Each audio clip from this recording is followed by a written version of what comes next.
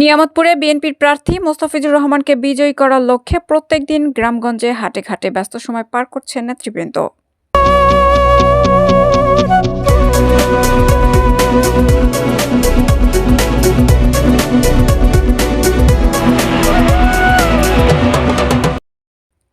আসসালামু আলাইকুম। এডিপি বাংলা সংবাদে সবাইকে স্বাগত জানাচ্ছি। আমি সুমা আহমেদ। নিজস্ব প্রতিনিধি শেখ রুবেল আহমেদের পাঠানো তথ্যচিত্রে দেখুন বিস্তারিত। নওগাঁ জেলার নিয়ামতপুর উপজেলার নওগাঁ ১ আসনের নিয়ামতপুর পোরশা সাপাহারের জাতীয়তাবাদী বিএনপির মনোনীত প্রার্থী মোস্তাফিজুর রহমানকে বিজয়ী করার লক্ষ্যে প্রতিদিন মাঠে ঘাটে হাটে বাজারে এমনকি পাড়া মহল্লায় ছুটে যাচ্ছেন নিয়ামতপুর উপজেলার সাবেক যুবদল নেতা প্রভাষক গোলাম মোস্তফা ও নিয়ামতপুর উপজেলার সাবেক সাংগঠনিক সম্পাদক ডাক্তার আইনুর রহমান সহ তাদের সহযোদ্ধা নেতৃবৃন্দ।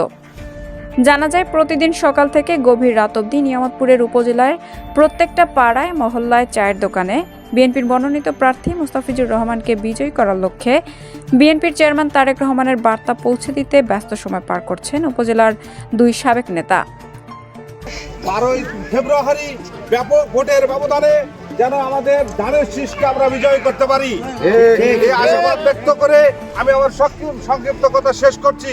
এ পর্যায়ে আপনাদের সম্মুখে খুব মূল্যবান বক্তব্য দেওয়ার জন্য আমি বিশেষভাবে অনুরোধ করছি নিয়ামতপুর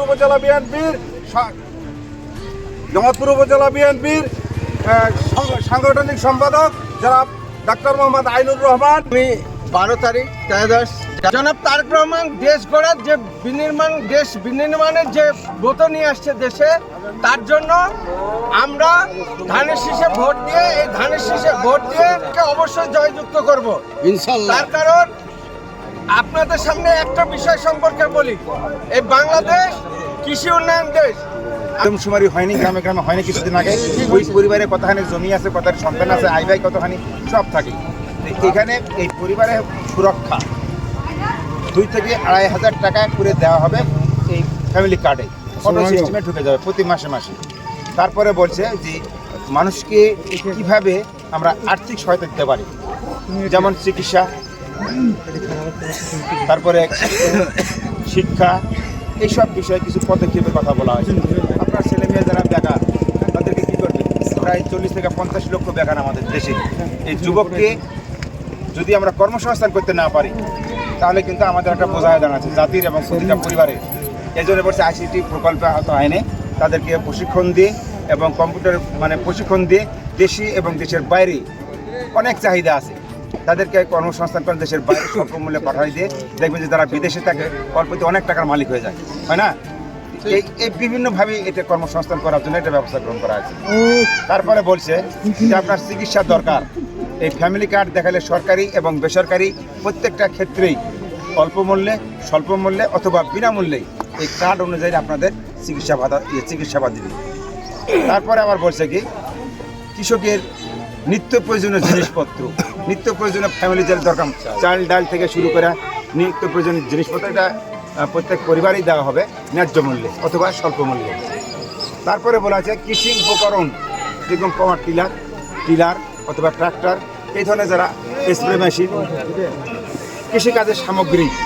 তারপরে বলা হয়েছে কি এখানে সার ন্যায্য মূল্যে, কীটনাশক ন্যায্য মূল্যে।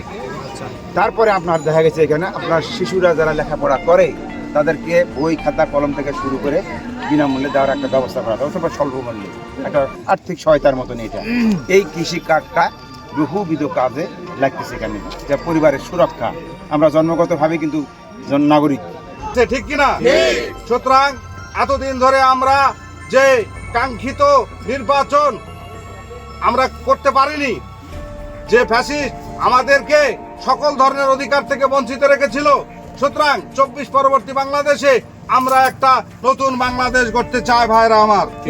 সেই সুবাদে আগামী 12 তারিখ আমাদের নিয়ামতপুর পোরশা সাপাহারের মনোনীত ব্যক্তি জনাব তারেক রহমানকে ধানের শীষে ভোট দেবো, ঠিক কিনা? আমরা যদি আজকে ধানের শীষে ভোট না দিই তাহলে আগামী দিনে ইসলামের মূল্যবোধের একটা সরকার প্রতিষ্ঠা হবে না।